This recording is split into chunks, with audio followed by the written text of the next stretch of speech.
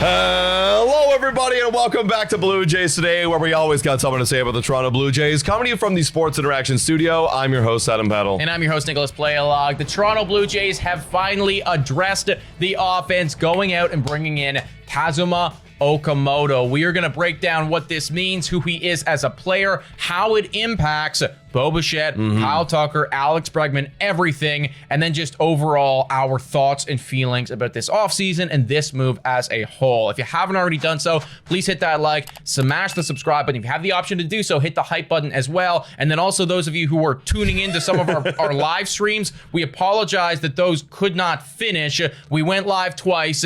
It crashed twice. YouTube, thank you. I don't know, everybody. F's in the chat for YouTube, but W's in the chat for the Toronto Blue Jays. Jeff Passan came out in here saying breaking Japanese third baseman Kazuma Okamoto and the Toronto Blue Jays are in agreement on a free agent contract, sources tell ESPN. We were talking about this a day ago because his posting window was supposed to close this Sunday. Toronto was reportedly kind of interested, obviously interested enough to bring him to Canada. Yeah, he is a phenomenal baseball player, and ever since 2018 over in the NPB, this guy has been a star. Look at the OPS numbers in 2018. He got 935, excuse me, got 828, 907. I'm going year by year right now. 871, 805, 958, 863. And what do all these years have in common? Well, he got a decent batting average, a good on base, and last year he really did pop off and put it all together. At 29 years old, he hit a 322 batting average with an on-base of 411. That's basically 90 points higher. That's absolutely phenomenal. 15 home runs and 51 RBIs. He's got a high floor corner infield with potential, elite bat-to-ball skills that fits with the Blue Jays, David Popkins approach. And the word on the street is this guy's a pretty good defender over at first base primarily, but can go play some third base and on occasion can go play some outfield, but not too much. So he's a very solid infielder for the Blue Jays. And I like the signing. Now, we don't have the details of exactly what that contract looks like right now, but based on some of the other NPB stars we've been seeing getting signed this winter that arguably were the more, tantalizing pieces, they didn't actually make that much. So it makes me feel like we're probably going to get a good deal. We'll confirm it in the comments when it comes out, but probably not a crazy big deal for this guy. 100%. I mean, the closest comparison I think you can make is Murakami, just because ultimately infield bad. Now, the one thing that people have been saying is that Okamoto has a higher floor than Murakami. However, it might be a lower ceiling because Murakami, if you know, he's loosely the Kyle Schwarber comparison over there in Japan. Like, the guy can just absolutely destroy home runs. And whilst Okamoto does have some power, it's not to that same extent. Right. However, his bat-to-ball skills, his on-base, significantly more consistent than Munetaka Murakami. So it'll be interesting to see how the contract reflects that. Do people pay for the floor? Do they pay for the ceiling? Right. Just for reference, Munetaka, he got a 2-year deal for $34 million.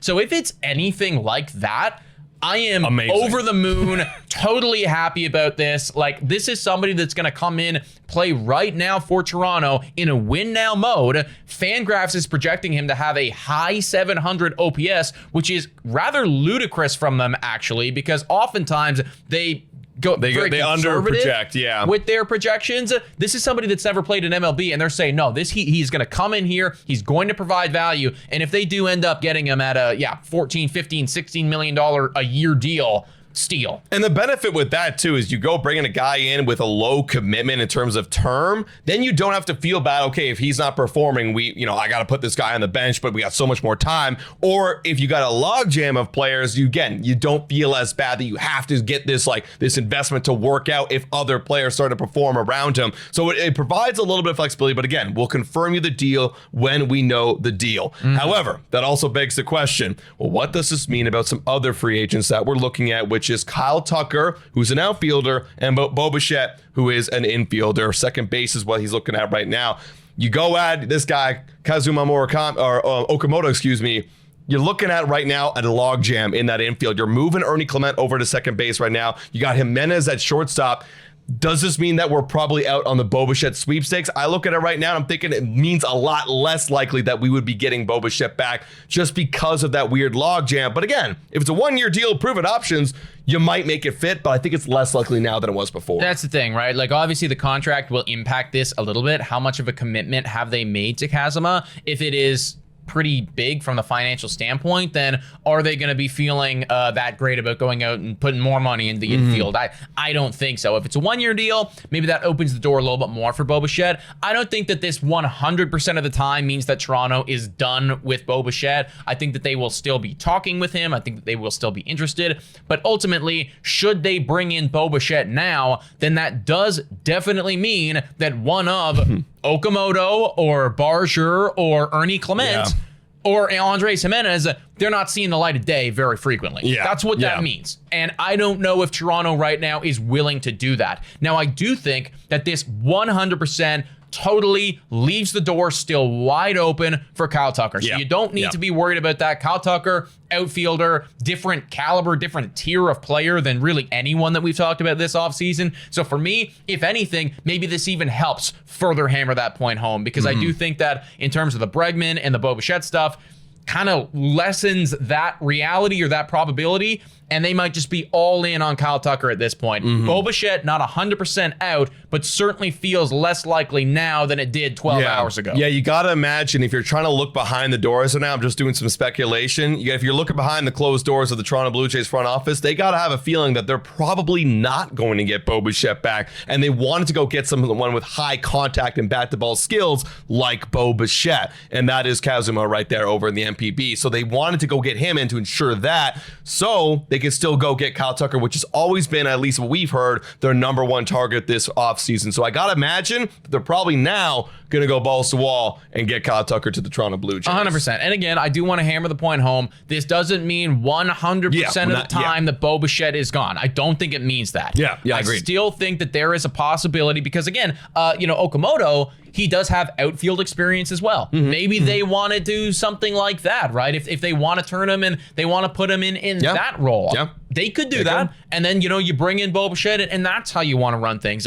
I do think that it might make it slightly less likely, but not 100% of the time. Now, ultimately, we have to answer the question here. Have we gotten better? How are you feeling about this offense now, adding in somebody that's got an extremely stable floor, that did it for 11 seasons over there in Japan? And by the way, even though he doesn't have a ton of power, I just scrolled past it now. I don't know where it is, but his home run numbers in Japan last year, they weren't great, but almost every season other than that, it was actually pretty damn good. I mean, well, he only played half the games in last year, right? So if you played a full 143 or 140, whatever games that he's played in the past, well, you're looking at basically double. You're looking at 30 home runs from the guy right there, and he is going to be in the middle of his career in his prime. Now, he's not going to hit 30 home runs probably in the MLB, but probably a 20 home run guy. Fangraphs has him as 18. They're under projecting a little bit, so you got to imagine he's around that 20 home run total. But yeah, to answer the question, does this make us better? Obviously it does. Does it make us better than having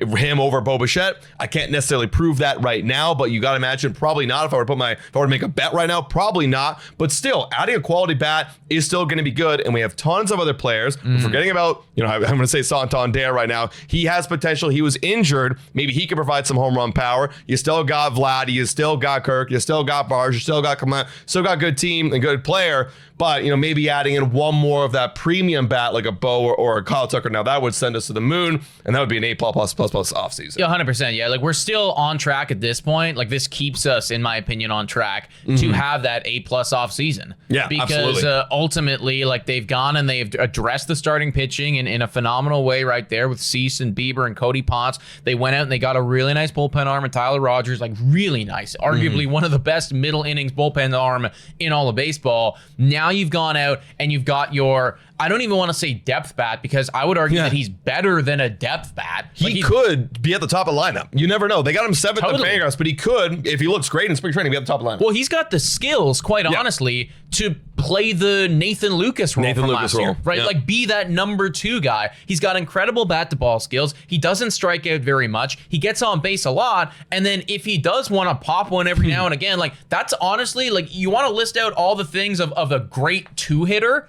Yeah, that's a great two-hitter. Like, that's literally it, right? Yeah. So he's got the ceiling of being like a really solid player on this team. And oh no, like he doesn't really hit that ceiling. He kind of goes for average. Well, now you just lengthened out the bottom part of the lineup, which was one of the best parts of our team anyways last year. So you got that. Now they are one, I suppose, superstar away from, in my opinion, having arguably the best offseason in Blue Jays history. Oh, 100%. And also, if you go get that one superstar bat and Bo Bichette or Kyle Tucker back, you're looking at World Series or bust kind of label towards the Toronto Blue Jays next season. Based on the amount of money they spent, it's World Series or bust if you go get that one more bat. 100%, folks. But guys, let us know your thoughts about all this in the comments down below. I'm sure we'll tweet something, and we'll probably have a podcast coming out, sooner rather than later, discussing the contract when that inevitably comes out.